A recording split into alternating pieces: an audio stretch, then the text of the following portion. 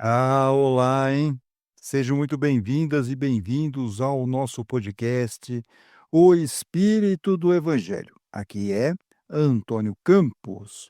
E neste quinto episódio da leitura comentada do livro O Céu e o Inferno, nessa nossa leitura de verão 2026, nós chegamos ao capítulo sobre os espíritos endurecidos.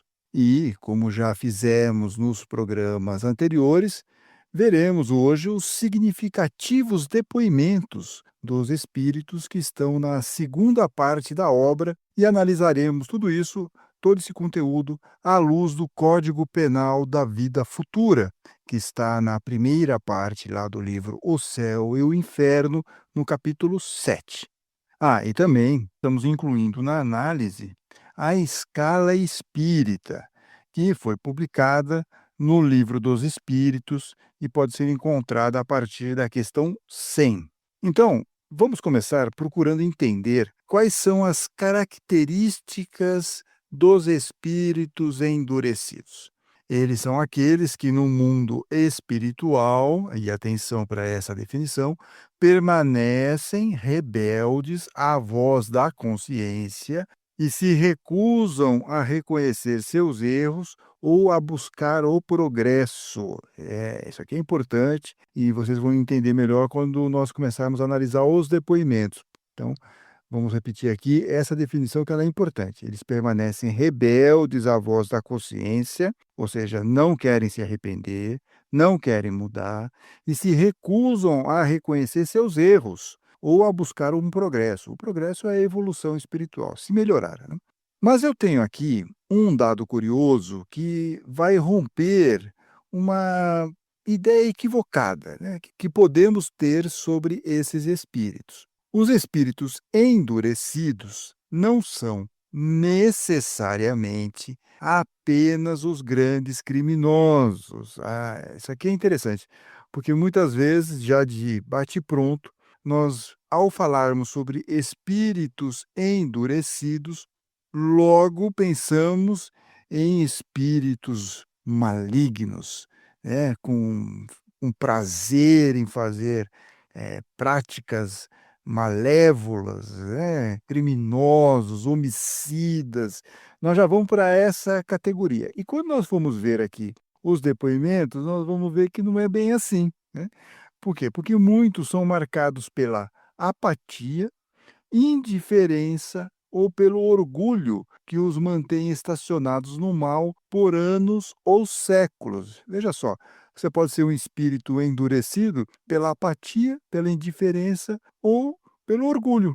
E que tudo isso aí, de alguma maneira, não mexe, deixam eles estacionados na evolução espiritual e, obviamente, né, no mal, porque não quer melhorar, por anos ou séculos. Então, a gente às vezes tem essa imagem do espírito endurecido e na prática não é bem assim, não necessariamente, né.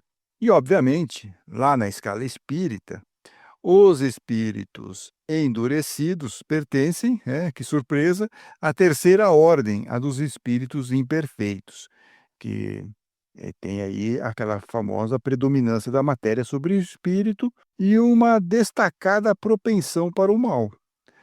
Boa parte deles tem a intuição de Deus, mas não consegue compreendê-lo, assim, na sua essência. E seus sentimentos são, em geral, pouco elevados. Então, aqui é um pouco de uma característica geral dos espíritos imperfeitos. No entanto, existem diferenças entre os espíritos. Acho que isso está ficando cada vez mais claro, né? E nós vamos ver que, como já percebemos no episódio passado, o espírito, ele está lá na terceira ordem, mas ele pode se enquadrar em classes diferentes. Vamos só recordar rapidinho aqui. Tem a 10ª classe, que é dos espíritos impuros, a 9ª classe, que são os levianos, a 8ª classe, os pseudo-sábios, a 7ª classe, os neutros, a 6ª e última classe, batedores ou perturbadores. E às vezes, as diferenças entre as classes é sutil. Às vezes, nem tanto como veremos a seguir. Dos 5 depoimentos que Allan Kardec selecionou de espíritos endurecidos, que estão lá reunidos no capítulo 7 da segunda parte do livro O Céu e o Inferno, Nós vamos analisar 3 deles, 2 nesse episódio e um na semana que vem. O primeiro caso, e que abre a sessão, é o do espírito Lapomerai, um criminoso quando esteve encarnado e que provavelmente cumpriu pena, porque dá mais ou menos a entender pelo depoimento, e cuja linguagem, após a morte, revelava um cinismo perturbador. E ele apareceu, sem ser evocado, em uma sessão na Sociedade Espírita Parisiense, que estudava a questão da perturbação que geralmente ocorre após a morte. Em seu depoimento, Lapomerai começa ironizando os participantes da sessão. Nós vamos ouvir aqui um trecho a partir da narração de um aplicativo de inteligência artificial, mas sempre deixando bem claro que o aplicativo vai narrar é o texto que está publicado no livro O Céu e o Inferno na sua íntegra. Vamos lá. Que falais da perturbação? Por que essas palavras vãs? Sois sonhadores e utopistas, ignorais completamente as coisas das quais pretendeis vos ocupar. Não, senhores, a perturbação não existe, salvo talvez nos vossos cérebros. Pois bem, sois vós, senhores, que experimentais a obscuridade, e eu, o degradado social, estou no alto, acima de vós. Eu quero permanecer o que sou. Forte pelo pensamento, desdenho os avisos que ressoam à minha volta. Vejo claro. Um crime é uma palavra. O crime existe por toda parte. Quando é executado por massas de homens, é glorificado. Particularmente, é uma desonra. Absurdo. Como vocês notaram, Lapomerai tenta se apresentar como um injustiçado e faz várias ironias ao grupo de estudos. Na sequência, ele revela um pouco sobre a sua situação lá no plano espiritual. E aqui começamos então a enxergar um pouquinho mais sobre o espírito ou sobre a sua condição moral. Vamos ouvir aqui. A luz me ofusca e penetra como uma flecha pontiaguda a sutileza de meu ser. Fui castigado pelas trevas da prisão e creram castigar-me pelas trevas do túmulo. Não quero reclamar, não estou pedindo nada. Eu me basto e saberei lutar contra essa odiosa luz. Provavelmente, a luz que assombra Lapomerai é a sua consciência.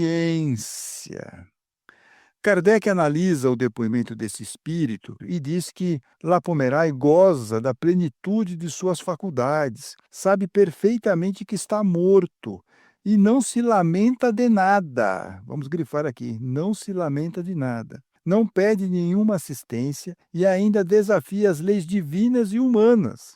Isto não significa que ele escaparia ao castigo? Pergunta Kardec.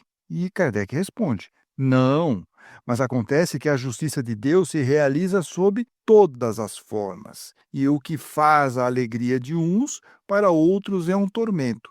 Essa luz faz o suplício desse espírito contra o qual ele se mantém inflexível. E, apesar do seu orgulho, ele o confessa quando diz: eu me basto.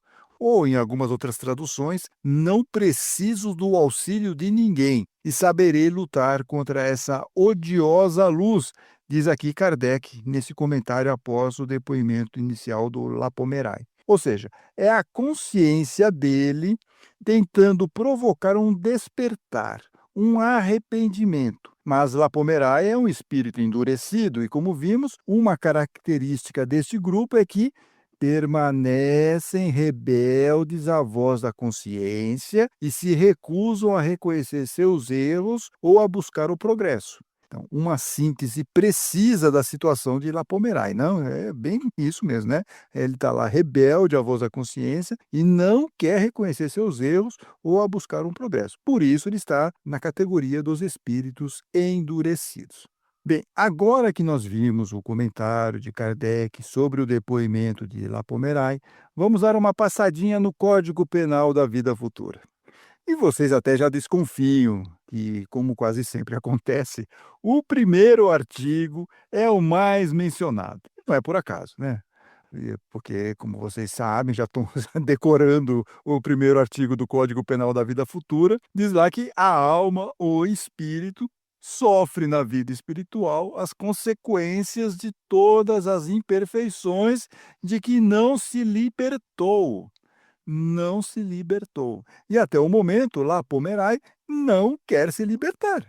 Além disso, o seu sofrimento é agravado pelo artigo 26º, que descreve: é um suplício para o orgulhoso ver acima dele, gloriosos e radiantes de alegria, os que ele havia desprezado na terra, ao mesmo tempo em que ele é relegado aos últimos lugares. Para o hipócrita, é um suplício, e aqui eu acho que está o caso do Lapomerai, né? Ver-se trespassado pela luz que revela os seus mais secretos pensamentos, que todos podem ler, não havendo para ele nenhum meio de se esconder ou se disfarçar. Ele tem que encarar aquela situação e ele não quer. A luz está batendo lá nele e ele não quer ceder. Por isso, a irritação de Lapomerai e o ar desafiador que eu me basto ou saberei lutar contra essa odiosa luz, né, é uma reação bem típica de um espírito endurecido. Não quer ceder em hipótese alguma. Já na escala espírita, Lapomerai pode ser enquadrado na 10ª classe, de espíritos impuros ou inclinados ao mal. E por quê? Pois, apesar da sua inteligência desenvolvida, ele demonstra pouca elevação moral, além de cinismo e ódio ao bem. Age como um verdadeiro flagelo para a humanidade, lá na definição da escala espírita para os espíritos impuros, devido, claro, às suas ações e o prazer no mal que caracterizam esses espíritos. Mas o espiritismo ensina, e aqui é importante, gente, aqui é muito importante. O espiritismo aqui nos ensina que a evolução não dá saltos e que nenhum espírito está na condição de nunca se melhorar. Isso aqui é importante. Nenhum espírito está nessa condição. Pode demorar tempo, né? Pode ter, né, muita resistência e tal, mas em algum momento essa evolução precisa acontecer. É a famosa lei do progresso, né? Então, o tempo e o cansaço no sofrimento acabam vencendo essa obstinação. Um exemplo notável de mudança acontece com o próprio Lapomerai. Embora tenha começado com um cinismo atroz, os depoimentos posteriores dele revelam que Lapomerai, com o tempo, reviu suas ações. Kardec observa o seguinte: este espírito foi colocado aqui entre os endurecidos, porque ele permaneceu durante muito tempo sem manifestar o menor arrependimento. Pouco a pouco, no entanto, diz aqui Kardec, ele se melhora. Hoje ele pode ser classificado entre os espíritos arrependidos. Olha que maravilha! Evoluiu, demorou, mas evoluiu. Já deu um passo a mais rumo à sua elevação espiritual. Mais tarde, inclusive, Lapomerai passou a fornecer, diz Kardec, comunicações sabiamente pensadas e instrutivas, provando que o arrependimento é o primeiro passo para o melhoramento. Embora, né, e aqui vamos acrescentar o artigo 16º do Código Penal da Vida Futura, ainda sejam necessárias a expiação e a reparação para anular as causas do erro. Mas, sem dúvida, Lapomerai deu um passo muito importante para a sua evolução espiritual. Isso é muito legal, né, gente? É um dos aspectos mais bonitos da doutrina espírita. Nós percebemos que há essa evolução, que não existem penas eternas, castigos eternos, e que nós vamos lá, vamos aos pouquinhos, tomando consciência, vamos poder aí chegar a ser espíritos melhores, espíritos mais evoluídos, como aconteceu aqui com o Lapomerai. Não é ainda um espírito, né, pelo menos pelas descrições, ainda não é um espírito feliz e tal, mas já deu um passo significativo. Agora nós vamos analisar o depoimento de outro espírito endurecido. E provavelmente vamos ficar surpresos com a categoria atribuída a esse espírito. Isso porque Angeli foi um espírito cuja vida teve a marca da futilidade. Ouçam só, futilidade. Parece estranho que alguém tenha aí uma vida frívola, tenha se qualificado para a categoria dos espíritos endurecidos, né? Afinal, ela não cometeu crimes, não matou ninguém, não foi para a prisão, né, viveu uma existência de absoluta inutilidade, mas mesmo assim ela foi lá para a categoria dos espíritos endurecidos. Então nós vamos entender melhor a situação e agora eu vou fazer uma novidade aqui, espero que vocês gostem, vamos ouvir o diálogo entre Angele e um participante da Sociedade Parisiense de Estudos Espíritas. E eu acho bacana a gente ouvir, por mais que algumas respostas dela sejam muito lacônicas, mas eu acho legal a gente ver a dinâmica de pergunta e respostas. E aí eu consegui, com a ajuda do aplicativo de inteligência artificial Notebook LM, criar aí 2 personagens como se fossem 2 atores, simulando lá a conversa. Então nós vamos reproduzir parte dessa conversa e reparem que não existe nada muito empolgante nas declarações. No entanto, chama a atenção a absoluta falta de vontade de mudar algo em sua atitude. Então vamos ouvir nesse diálogo aqui entre a Angele e o participante, né, da Sociedade Parisiense de Estudos Espíritas, que, como vocês vão ver, vai provocar bastante a Angélia a mudar de posição, a sair daquela situação, né. Vamos ouvir e ver o que acontece. Como pode vos faltar a paz na vida espiritual? Um lamento do passado. O lamento do passado é um remorso? Então vos arrependeis? Não, é por medo do futuro, O que temeis? o desconhecido. Quereis me dizer o que fizestes em vossa última existência? Isso talvez me ajude a vos esclarecer. Nada. Qual era a vossa posição social? Mediana. Fostes casada? Casada e mãe. Cumpristes com zelo os deveres dessa dupla posição? Não, meu marido me entediava, meus filhos também. Como passastes a vossa vida? A divertir-me na juventude, entediando-me como mulher. Quais eram as vossas ocupações? Nenhuma. Quem então cuidava da vossa casa? A empregada doméstica. Não é nessa inutilidade que é preciso procurar a causa dos vossos lamentos e dos vossos receios? Talvez tu tenhas razão. Não basta admitir esse fato. Quereis, para reparar essa existência inútil, ajudar os espíritos culpados que sofrem à nossa volta? Como?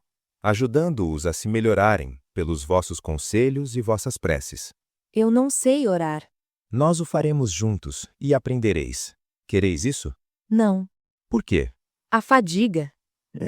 Gente, espero que vocês tenham gostado desse diálogo aqui, né, dessa montagem que nós fizemos, mas quando eu li esse diálogo, eu me lembrei na hora da questão 909 do Livro dos Espíritos, né.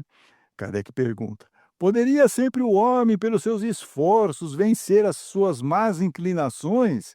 E a resposta dos espíritos, né: "Sim, e por vezes fazendo esforços bem pequenos. O que lhe falta é a vontade. Ah, como são poucos os que se esforçam", disseram os espíritos de luz lá para Kardec. E a Angéle retrata bem essa falta de vontade para mudar. E olha que o rapaz lá, o instrutor, estava lá insistindo: "Vamos fazer junto, eu te ensino e tal". "Não, não quero", tá. Olha, é duro, viu. E depois, na sequência desse depoimento da Angéle, teve o depoimento do guia espiritual do médium, e ele vai analisar o depoimento da Angéle. Vamos ouvir aqui um trecho dessa reflexão do guia espiritual do médium. Angele era uma dessas criaturas sem iniciativa, cuja vida é tão inútil para os outros quanto para elas mesmas. Amando apenas o prazer, incapaz de procurar no estudo, no cumprimento dos deveres da família e da sociedade, essas satisfações do coração que são as únicas que podem dar encanto à vida, porque pertencem a todas as idades, ela não pôde empregar seus jovens anos senão em distrações frívolas. Depois, quando os deveres sérios chegaram, o mundo havia feito vazio em torno dela, porque ela havia feito vazio no seu coração. Sem defeitos sérios, mas sem qualidades, ela fez a infelicidade do marido, perdeu o futuro de seus filhos, arruinou o bem-estar deles por seu desleixo e sua preguiça. Falseou o julgamento e o coração deles, primeiro pelo seu exemplo, depois abandonando-os aos cuidados dos domésticos que nem mesmo tomava o cuidado de escolher. Sua vida foi inútil para o bem, e por isso mesmo culpada, pois o mal nasce do bem negligenciado. Compreendei bem todos que não basta deixar de cometer erros, é necessário praticar as virtudes que lhes são opostas. Não basta não fazer o mal, mas é necessário praticar as virtudes que lhes são opostas. Um bom aviso aí do guia do médium ao analisar com precisão o caso de Angeli. E essa situação ilustra também o artigo 6º do Código Penal da Vida Futura. Abre aspas, não fazer o bem que se pode fazer é uma prova de imperfeição. O espírito deve sofrer por todo o bem que podia fazer e que não fez. O tédio que ela sente é a aplicação do artigo 33, onde se explica que o tédio decorre da ociosidade, como uma consequência natural e inevitável da imperfeição.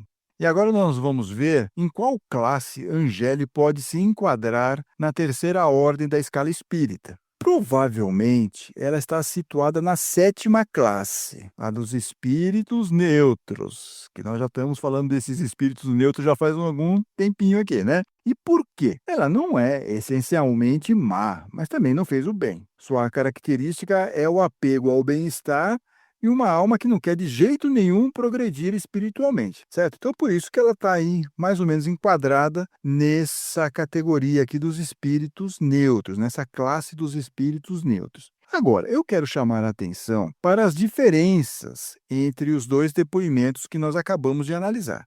Mesmo sendo um espírito endurecido, Angeli apresenta algumas diferenças mais suaves, digamos assim, em relação a Lapomerai, que está lá na 10ª classe, a dos espíritos impuros. Tá? Então há diferenças. Estão na mesma ordem, mas há diferenças e eles estão em classes distintas. Outro ponto é que muitos espíritos podem ser enquadrados nessa classe de espíritos neutros da escala espírita. E isso vai acontecer mesmo com aqueles espíritos que estão aí nas categorias diferentes. Teve lá o caso do Joseph Bré. Ele foi colocado por Kardec naquela seção dos espíritos em condição mediana. Aí nós tivemos a Claire, que estava lá como espírito sofredor. E agora nós vimos, né, nessa ideia dos espíritos endurecidos, nós vemos a Angeli, que está lá também, todos os três, mesmo estando em categorias diferentes, estão como espíritos neutros. Eles podem ser enquadrados na escala espírita como espíritos neutros. Pode parecer estranho à primeira vista, afinal, o que diferencia a situação de cada espírito e por que Kardec os separou em categorias diferentes, né? Porque se eles têm aí uma certa similaridade, estão aí na mesma classe, lá na ordem da escala espírita, então por que Kardec colocou eles em categorias diferentes? O que a Angeli fez a mais ou que tipo de comportamento ela tem para estar como espírito endurecido, por exemplo? Então, nós vamos tentar responder isso aqui de forma objetiva. No caso do Joseph Bré, a situação dele é mediana, certo? Então, ele está lá na condição dos espíritos medianos. Porque, embora sofra o remorso de não ter empregado bem o seu tempo, ele tem plena consciência de sua falta de fé e busca, por meio de seus conselhos, instruir outros a não cometerem o mesmo erro. Ele não está mergulhado no desespero ou na apatia, mas em um estado de expectativa e esperança na misericórdia divina. Daí, ele está na categoria dos espíritos em condição mediana e também fazer parte da classe dos espíritos neutros da escala espírita. Percebem? Ó, já tem aqui alguns pontos positivos na classificação dele, e por isso que ele não pode ficar lá, por exemplo, no espírito endurecido ou no espírito sofredor, porque ele não se enquadra nisso, por causa dessas pequenas características aqui que nós falamos. O caso de Claire, do espírito sofredor, é o oposto de Joseph. O sofrimento dela é agudo, ela descreve a sua situação como um eterno aguilhão do castigo, uma noite da alma. Por isso, ela está na categoria dos espíritos sofredores, devido à intensidade da dor moral decorrente de ter amado apenas a si mesma, o que a faz sentir o tempo como uma sucessão interminável de séculos. Como ela também não praticou o mal, mas tampouco fez o bem, fica na classe dos espíritos neutros. E ela também já está começando a adquirir uma consciência, certo? Ela está nesse sofrimento, está começando aí a ter algum tipo de consciência. Ó, isso também é muito positivo. Uma significativa melhora, vamos dizer assim, em relação aos espíritos endurecidos. E, finalmente, o caso da Angele, né, um espírito endurecido. Enquanto Joseph se arrepende e Claire sofre pelo arrependimento de não ter aproveitado a sua encarnação para tentar melhorar certos aspectos aí na sua evolução moral, Angele declara categoricamente que não se arrepende e que não quer orar ou ajudar outros por cansaço, ou como ela diz, fadiga. Vocês compreendem como cada um deles tem aí certas diferenças, apesar de estarem no espírito neutro, na escala espírita, eles estão em categorias diferentes, definidas por Kardec, porque cada um deles está numa condição moral. E Kardec coloca Angele como endurecida porque ela é rebelde à voz da consciência e se mantém estacionária por apatia e indiferença. Ao mesmo tempo, também não fez o mal, mas faltou praticar o bem. Portanto, fica lá nos espíritos neutros, na escala espírita, junto com Joseph Bré e junto lá com a Claire, perfeito? Que estão em categorias diferentes, porque cada um tem lá um grau de consciência, tem um grau de entendimento que vai mostrando a sua evolução espiritual. Como diz o artigo 13º do Código Penal da Vida Futura, o espírito é assim e sempre o árbitro do seu próprio destino. Pode prolongar os seus sofrimentos pelo seu endurecimento no mal e abrandá-los pelos seus esforços em praticar o bem. O endurecimento, então, é apenas uma noite longa, mas a aurora do arrependimento sempre chega para quem decide, enfim, olhar para a luz. E essa comparação que nós fizemos mostra bem isso.